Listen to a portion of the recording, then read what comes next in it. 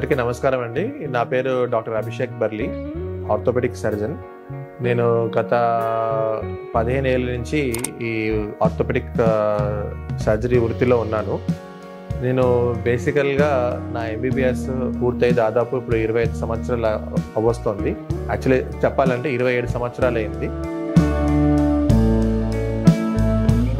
So ఈ MBBS అనేది doctor వృత్తి తీసుకోవాలనేది యాజ్ ఎర్లీ యాజ్ నేను 5వ తరగతి 6వ తరగతిలో ఉన్నప్పుడే అనుకున్నాను నేను డాక్టర్ అవ్వాలని చెప్పి. ఇది ఎందువల్ల వచ్చిందంటే మా తల్లిదండ్రులు ఇద్దరు డాక్టర్సే. సో వాళ్ళు చిన్నప్పుడు నేను స్కూల్ నుంచి వచ్చిన తర్వాత వాళ్ళు పేషెంట్లు చూడడము అంటే మాకు ఎట్లుంటుంది అంటే ఇంటి దగ్గర ఇల్లు హాస్పిటల్ రెండు పక్కనే అన్నట్టు. సో ఈ రోజు స్కూల్ నుంచి వచ్చిన తర్వాత డైరెక్ట్గా క్లినిక్లోకి వెళ్ళిపోవడం, మా పేరెంట్స్ని మా తల్లిదండ్రులు చూడడము, వాళ్ళ పేషెంట్లు చూడడము.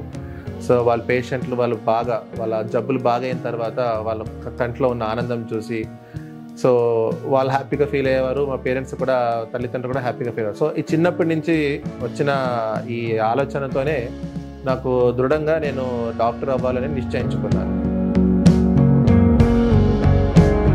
సో 2003లో ఎంబీబీఎస్ అయిపోయింది. దాని తర్వాత ఇమీడియట్గా పోస్ట్ గ్రాడ్యుయేషన్కి ఎగ్జామ్ రాసి పోస్ట్ గ్రాడ్యుయేషన్ ఆర్థోపెడిక్ విభాగంలో పీజీ అనేది 3 సంవత్సరాలు చేశాను. సో దాదాపు 2005 నుంచి 2008కి పోస్ట్ గ్రాడ్యుయేషన్ చేసిన తర్వాత అనేక ఎక్స్పీరియన్స్ కోసం అంటే నేను నా ఇంకా ఆపరేషన్స్ అని మోకాల ఆపరేషన్ కానీ, తుంటి మార్పిడి మోకాల ఆపరేషన్, లేదంటే ట్రామా ఫ్రాక్చర్ ఆపరేషన్ అంటే మనకి పీజీ అయిన తర్వాత మనకి ఫ్రాక్చర్స్ అంటే కింద పడిన తర్వాత యాక్సిడెంట్స్లో మనకు ఫ్రాక్చర్స్ అవుతుంటాయి కదా, అవి first basic bread and butter. అంటే ఏ ఆర్థోపెడిక్ సర్జన్ కైనా ఈ ఫ్రాక్చర్ ఫిక్సేషన్ అనేది తెలిసి ఉండాలి.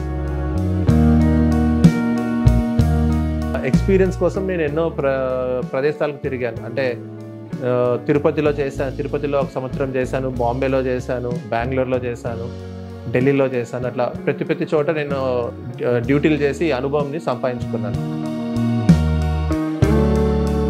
గత 10 ఏళ్ళ నుంచి శ్రీకర హాస్పిటల్స్లో ఆర్థోపెడిక్ సర్జన్ స్పెషలైజ్డ్ ఇన్ నీ రీప్లేస్మెంట్స్ అండ్ హిప్ రీప్లేస్మెంట్స్ చేయడం జరుగుతుంది.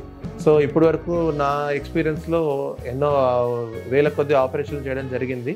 ఆల్మోస్ట్ 99%తో సక్సెస్ రేట్తో నేను ముందు కొనసాగుతున్నాను.